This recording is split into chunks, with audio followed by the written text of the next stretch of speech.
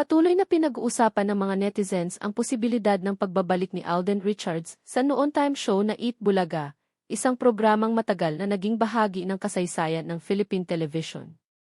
Sa paglipas ng mga taon, malinaw na ang naging papel ni Alden sa show ay hindi basta guesting lamang, kundi isa sa mga panahong nagbigay sa kanya ng mas malawak na exposure at mas malalim na koneksyon sa masa. Noong mga panahong aktibo pa siya bilang isa sa mga regular na hosts, nakita ng mga manonood ang natural niyang presensya sa harap ng kamera. Hindi siya pilit, hindi rin sobra ang atensyon na hinahanap, kundi isang uri ng personalidad na madaling lapitan at madaling sundan. Dahil dito, naging bahagi siya ng mga segment na tumatak sa audience, lalo na noong sumikat ang tambalan nila ni Maine Mendoza na naging cultural phenomenon sa buong bansa. Ngunit habang lumilipas ang panahon, nagbago rin ang direksyon ng kanyang karera. Mas nag-focus siya sa acting projects, pelikula, at iba pang endorsements na mas tumutok sa kanyang pagiging leading man.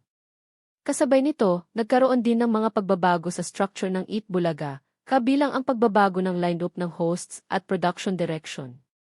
Dito nagsimulang lumayo ang kanyang presensya sa show at unti-unting nawala sa regular na hosting roster. Sa kasalukuyang usapan sa industriya, walang opisyal na kumpirmasyon na nagmumula mismo sa kampo ni Alden o mula sa management ng Eat Bulaga tungkol sa kanyang pagbabalik.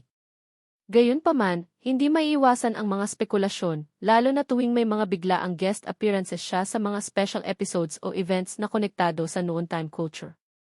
Para sa ilang fans, ang bawat simpleng appearance ay nagiging hudyat ng posibleng muling pagbabalik kahit wala pang malinaw na pahayag mula sa magkabilang panig. Sa likod ng lahat ng ito, may mas malaking tanong na bumabalot sa usapin kung posible pa nga bang bumalik si Alden sa dating tahanan niya sa telebisyon. Sa industriya ng entertainment, hindi imposible ang pagbabalik ng isang artista sa dating programa, lalo na kung mayroong mutual interest at timing na naaayon sa schedule ng projects. Ngunit sa kaso niya, ang mas malaking hadlang ay ang kanyang kasalukuyang trajectory bilang isang full-fledged actor na may mas malalaking commitments sa pelikula at serye.